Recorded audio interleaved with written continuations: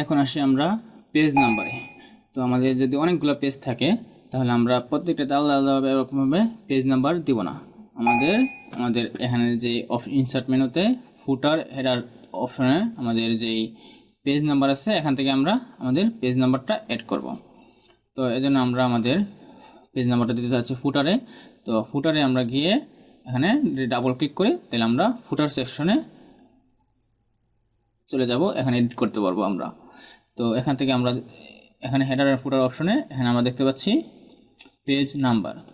তো পেজ নাম্বারে আমরা যদি ড্রপ ডাউনে যাই তখন এখানে আমরা বিভিন্ন ধরনের পিসের আমরা দেখতে পাচ্ছি। তো এখানে টপ অফ পেজ মানে পেজের হচ্ছে আমাদের উপরে থাকবে, পেজের বটমে বা নিচে থাকবে, পেজের মার্জিনেও আমরা দিতে পারবো, অথবা কারেন্ট পজিশন। এভাবে আমরা আমাদের পেজ নাম্বারটা বিভিন্ন জায়গায় দিতে পারবো। তো আমি চাচ্ছি হচ্ছে আমাদের পেজ নাম্বারটা হচ্ছে বটম পেজে থাকবে। তো এখানে কিছু পিসেট এখানে তৈরি করা আছে। আপনি যদি দেখেন এখানে 1 লেফটে আছে, 1 মাঝখানে আছে, 1 ডানে আছে, তারপর 1, তারপর পেজ নাম্বার, এরকমভাবে বিভিন্নভাবে আমাদের অপশনটা আছে। তো আমরা এখান থেকে যে কোনো একটা সিলেক্ট করতে পারি। তো আমি সিলেক্ট করলাম হচ্ছে, মনে করেন যে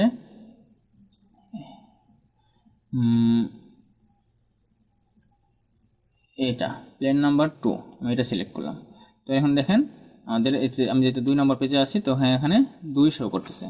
তো উপরের পেজে আমাদের এটা শো করতেছে না, কারণ হচ্ছে আমাদের এখানে সিলেক্ট করা আছে হচ্ছে ডিফারেন্ট ফার্স্ট পেজ। তো ফার্স্ট পেজটা হচ্ছে ডিফারেন্ট, মানে ফার্স্ট পেজ আমাদের এটা শো করবে না। তো আমরা এখানে যদি আমরা এটাকে অ্যালাইনমেন্ট করতে চাই, তো এটা সিলেক্ট করে আমাদের হোম থেকে আমরা এটা লেফট অ্যালাইন, সেন্টার বা রাইট অ্যালাইন এভাবে আমরা এটাকে করতে পারবো।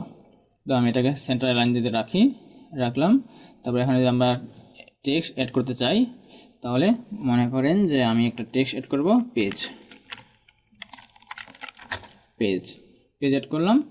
এখন সবগুলো পেজে যদি আমরা যাই তাহলে এখানে পেজ 1, 2, 3 এরকমভাবে প্রত্যেকটাতে আমাদের এটা শো করবে। তো আমরা যদি এখান থেকে বেরিয়ে আসতে চাই, জাস্ট সিম্পলি আমাদের ফুটার এরিয়ার বাইরে আমরা ক্লিক করব, তো এখান থেকে বেরিয়ে আসব। তো আমরা যে অনেক সময় আমাদের প্রথম পেজটা থাকে এটা কভার পেজ, আমরা এটাকে পেজ হিসেবে কাউন্ট করি না, আমাদের ভেতর থেকে কাউন্ট করি। তো আমরা এখান থেকে সিলেক্ট করে দিতে পারবো যে আমাদের প্রথম পেজটা 0 পেজ ধরবে, তারপরে এটাকে আমাদের 1 নম্বর পেজ ধরবে।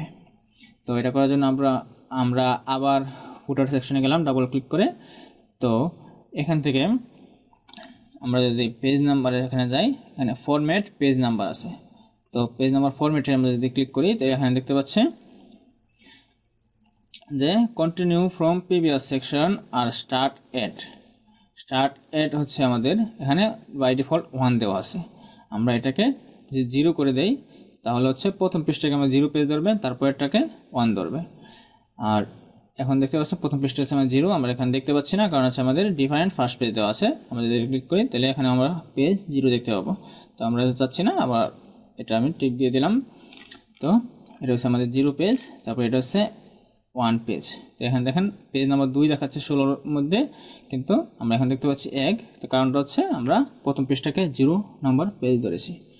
তো এভাবে আমরা আমাদের পেজ নাম্বার অটোমেটিকভাবে আসতে পারে। আমরা যদি কোনো পেজ মাঝখান থেকে ডিলিট করি অথবা কোনো পেজ অ্যাড করি, তাহলে আমাদের এই পেজ নাম্বারটা ও অটোমেটিক্যালি কাউন্ট করে নেবে, আমাদের এটা আলাদা করে কোনো চেঞ্জ এখানে আনতে হবে না। তো আমি এখান থেকে বেরিয়ে আসলাম। তো এভাবে খুবই সিম্পলি আমরা আমাদের ডকুমেন্টে পেজ নাম্বার অ্যাড করতে পারি।